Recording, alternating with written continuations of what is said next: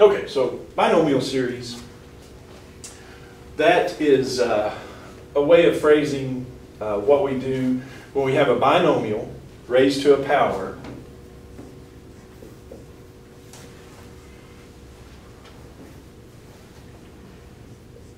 A binomial expression involving x, raise that to a power.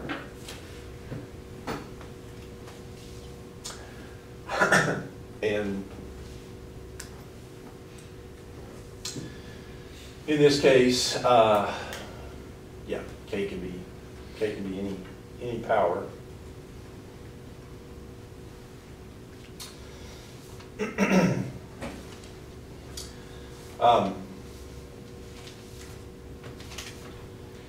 So what do we do?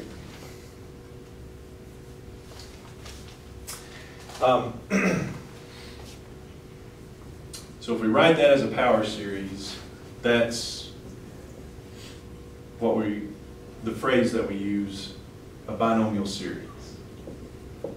That's first of all the terminology. And it's just because, yeah, you've got a binomial raised to a power. And, you know, you can make some adjustments here, and we'll talk about that. We'll have different powers of the binomial too. The binomial can change, but anyway, we'll get into all that. But first of all, just some notation that we're not probably haven't used before, but one of the notations that we use on these binomial series is the this notation here. Yeah, which maybe you've seen before, maybe not. But it's k over an n, and then that's in parentheses. It has to do with combinations. That may be where possibly you've seen this before, statistical stuff of combinations, probability stuff, I guess I should say, but maybe not. Okay. So just to get used to this notation, I just run through a couple of examples. By definition, this is, to compute this, it's kind of a mixture of factorials, you might say. But what you do is you start with, on the top, you start with k, and then you do the countdown thing. The next one would be times k minus 1, and the next one would be times k minus 2. And then you keep that going on top until you get to k minus n plus 1. And we'll talk about what that means and what we do with that. But so it's not a full factorial. You just go down to, you know, whatever k is minus whatever n is plus 1. Which you might be saying, well, okay.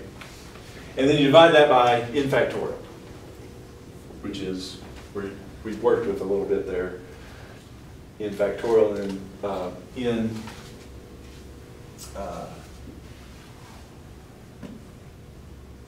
n can't be 0 because that, or n is greater than 0. The n equals 0. That does come up, but it's defined. K over 0, looks like k over 0, but k choose 0, I guess is one way you might hear it stated. That's just defined to be 1. So if you have to evaluate that, that's just 1. But anyway, just to kind of get a feel for it, let me just give you, let's just go through a couple examples. One of the ones I've got here is 7 over 5, or choose 5, however you want to say that. All right, so to get a feel for it, here's what it is. All right, so you start at 7 for the top. The bottom is, of course, 5 factorial. You start on the top, though. You start at 7, and then we decrease from there. So it'll be 7, and then 6, and then 5. And then you need to figure out, well, what is that going to be? And in this case, k minus n plus 1 would be what? 7 minus 5 plus 1. 1. So that'd be 3, right? 7 plus 5 minus 1 is 3. So that's where I'd stop here, so I'd go down to 4 and then 3. So that would be the 7, choose 5, what it would be, and then you could evaluate that. Unfortunately, ours, it actually won't be numbers that we compute, but just to get a feel for it. One thing I would note, all right, so let's do one more. 10, choose 6. What would that be? Well, the bottom is 6 factorial. Then the top, we start at 10 and count down 10, 9, 8, 7. And notice here, it's not that you stop at 5 on the top, is it? Because we didn't stop at 5, we went down to 3.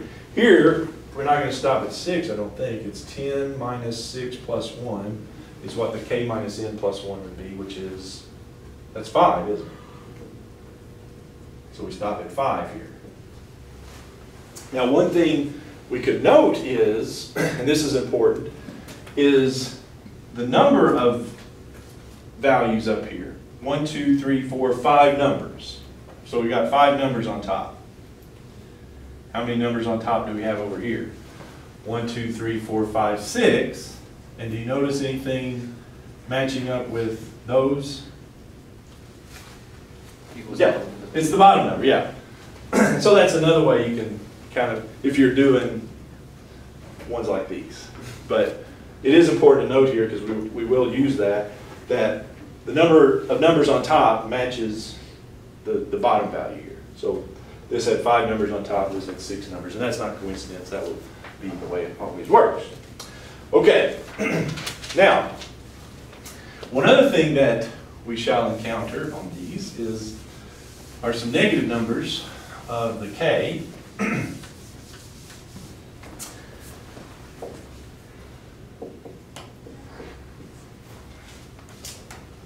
So let's see if we can figure that out. You can have, n has to be greater than 0, but k doesn't. K can be anything.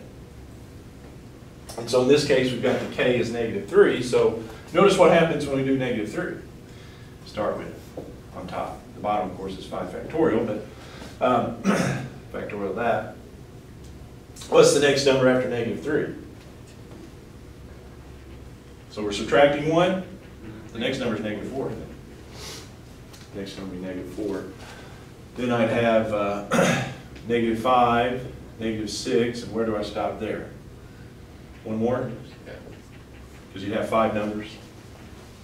Or you could check it. K minus n plus 1 here would be negative 3 minus 5 plus 1, which is negative 7. So it does work. Either way you go. Of course, to evaluate that, we wouldn't necessarily have to do any simplifying. We could simplify here, but one thing let me mention on this one is, one thing I could do is pull off all the negative 1s of this and just make it on top. Negative 1 to the 5th times 3, 4, 5, 6, and 7. So if I do that, yeah, just how many ever negative 1s of course, then that would ultimately just be a negative 1. But just note there that it's like factoring off a negative 1, but I have 5 of them, so I factored off negative 1 5 times. You see what I'm saying? Okay. Kind of understand that concept. That'll help. Here's what else could happen. K can be anything. Probably except for 0. But what if we had a fraction? And we'll go ahead and make it a negative fraction.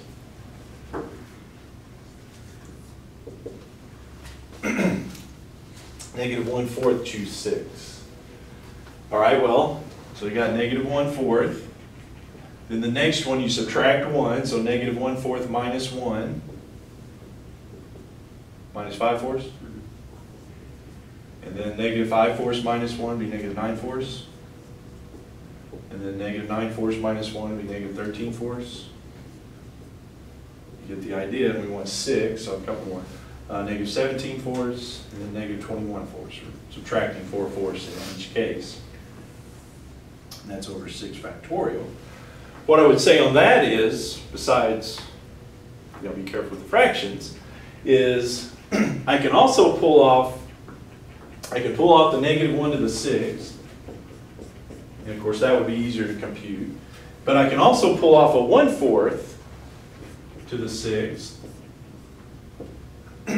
Right, because I've got 6 of the 1/4, so I can pull off 1/4 6 times, or 1/4 to the 6th. And that'll leave me 1, 5, 9, 13. Just the numerators there. 17 and 21 over 6 factorial. So just some getting used to things here.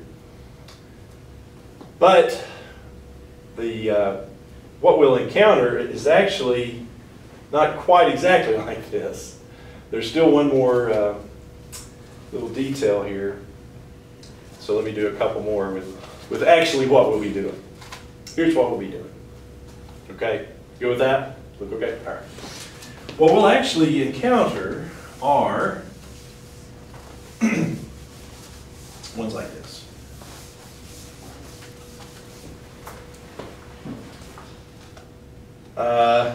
-5 choose n, where we don't know that bottom number. So what does that mean? Well, let's take that. All right.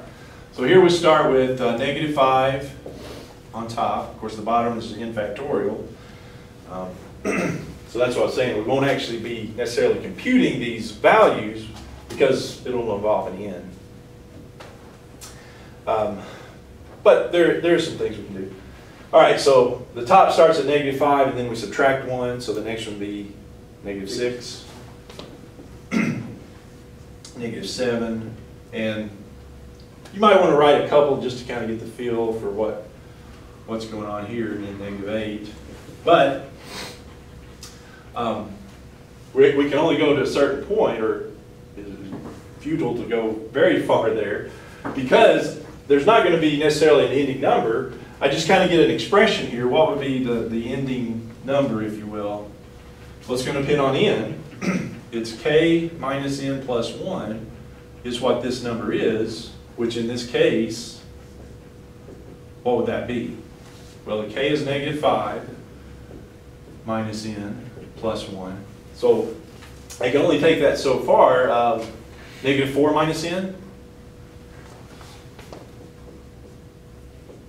If I simplify it, that's about all I can do. So depending on n, the ending number is going to be -4 minus whatever n is, right? And ultimately, when we put it in the series, it's going to be going to infinity anyway, but you get the idea. Now, all right? Good? Now, what can we do with that? Well, to simplify it, here's a couple things we can do. Essentially, all these are going to be negatives. And so, like I did before, I can pull off those -1s. How many -1s do I have that I can pull off? N. There's n, yeah. Because like we said, that was the important thing to note. The top number, there are n numbers. And so there's going to be n negative numbers. And so if I pull off the -1, I'll have a -1 in the end. Yep. All right, so what does that leave? Well, on top, I'll have 5, 6, 7, 8, ... until, now if I pull off a -1 on this, what does that leave? N plus 4. 4 plus n or n plus 4. Yeah.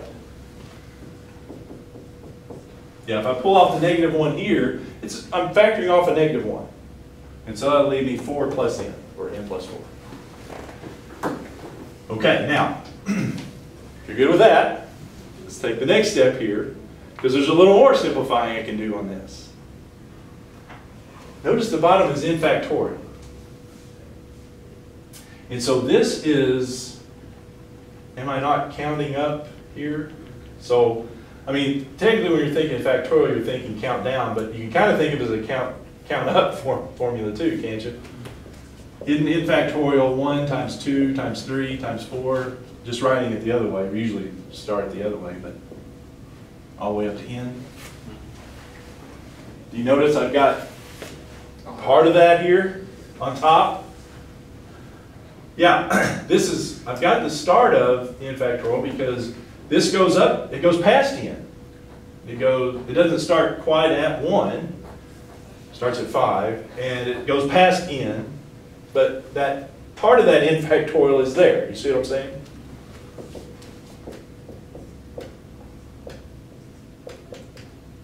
And so if I go back a few terms, the term before that would be n plus 3, the term before that n plus 2. So ultimately I'd get to n, and then n plus 1, and then n plus 2, 3, and 4. Yeah. Played it out quite right, did I? All right, so n, and then n plus 1, and then n plus 2, n plus 3, n plus 4. And then the bottom has 1, 2, 3, 4, 5, 6, just to get a good sampling there. Do you notice what I can cancel then? Well, the 5 through n's, I can cancel those out. All right. And so if I wanted to simplify it that way, what I'm left with is n plus 1, n plus 2, n plus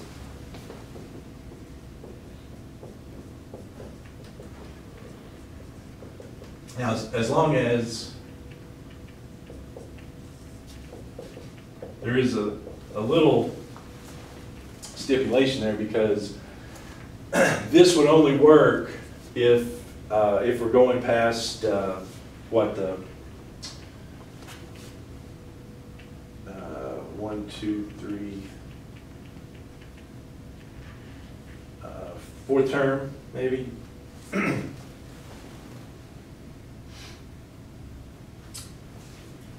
Yeah, because we wouldn't get a 5 here until the 5th term.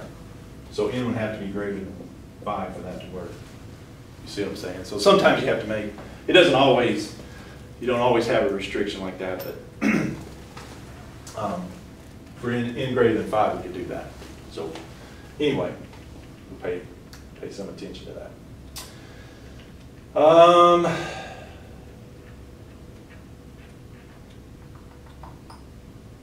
All right. So let's do one more of those, and then we'll get to the real stuff. What about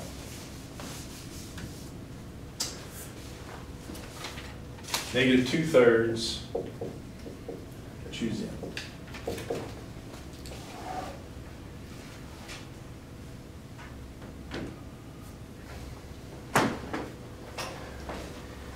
Well, on the top, we start with k, so negative 2/3. And then the next term after that drops down by 1, subtract 1, so it's subtract 3 over 3, so that would be, the next term would be negative 5/3. And then we subtract 1 or 3 over 3 from that, so it would be negative 8/3, negative 11/3. So I think we've kind of got the pattern established there for the numerators. What would be the last term?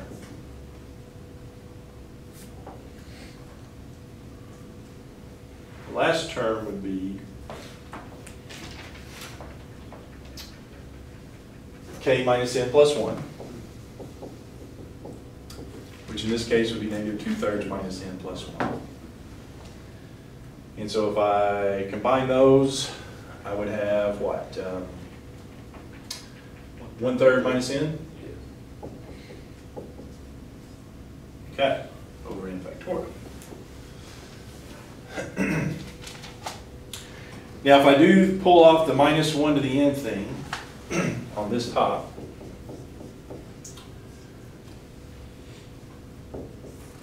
what does that leave? Oh, and then also pull off, what they'll usually do also on this is pull off the 1/3. And so we won't have fractions here, we'll have it in the front, I guess you might say. So if I pull off n of those 1/3, what does that leave me up here then? Well, that's just going to leave me the 2, the 5, the 8, the 11, and then the last term, so let's think about that. So the last term, I pull off a negative, okay? So I pull off a negative. And minus 1/3. So that would make it a negative 1/3 plus n. But then I also pulled off a 1/3, which means I factored off a 1/3, which means basically I divided this by 1/3.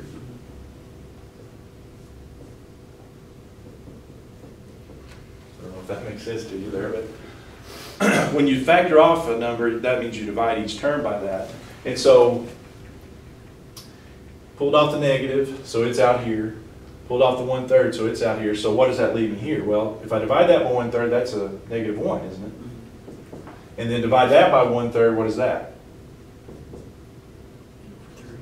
3n, yeah, 3n. You're dividing by 1/3, which means you're multiplying by 3 over 1. So that last term is usually a little tricky one, but you just have to remember, yeah, I'm pulling off a negative, so that makes these opposite, and then I'm pulling off the fraction 1/3, so divide each of those by 1/3 also. Good? And that's over in factorial. All right, so that, like I said, that's this probably the hard part of doing these binomial series is getting that little notation there. Is that okay? Of course, that would probably be written 3n minus 1. So,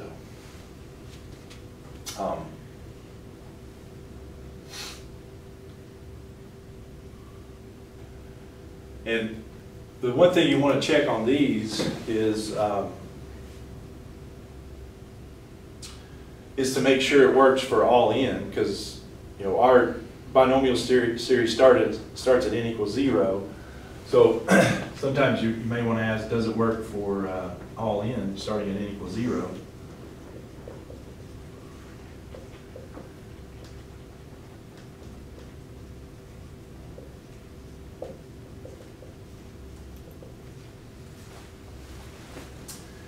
Because at n equals 0, if n equals 0, remember, k choose 0, that should always equal 1. And so sometimes you do run into a problem with, if you use k equals 0, do you get n equals 1?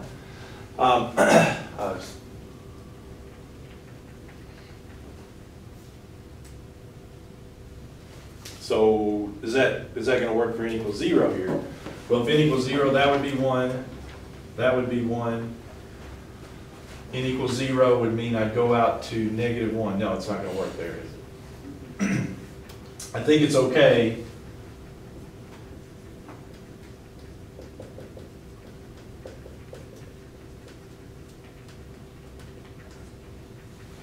Definitely doesn't work for n equals 0. You see what I'm saying?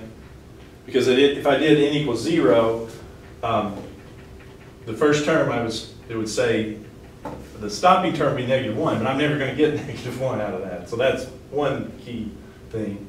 But that's not going to work for n equals 0. Now, what about n equals 1? Does it work for that? Well, if I do n equals 1, that means I would stop at 2, right? 3, negative 1 plus 3 is 2. So yeah, that's going to give me the first term. And then, of course, those are okay. So yeah, it's okay with that. So it's just n equals 0 that it doesn't work for. So sometimes this thing that you get may not work for n equals 0 or a few terms. Just have to check it. So it's okay for n greater than or equal to 1. So we'd have to make a little bit of an adjustment to that. Okay? Sort of makes sense.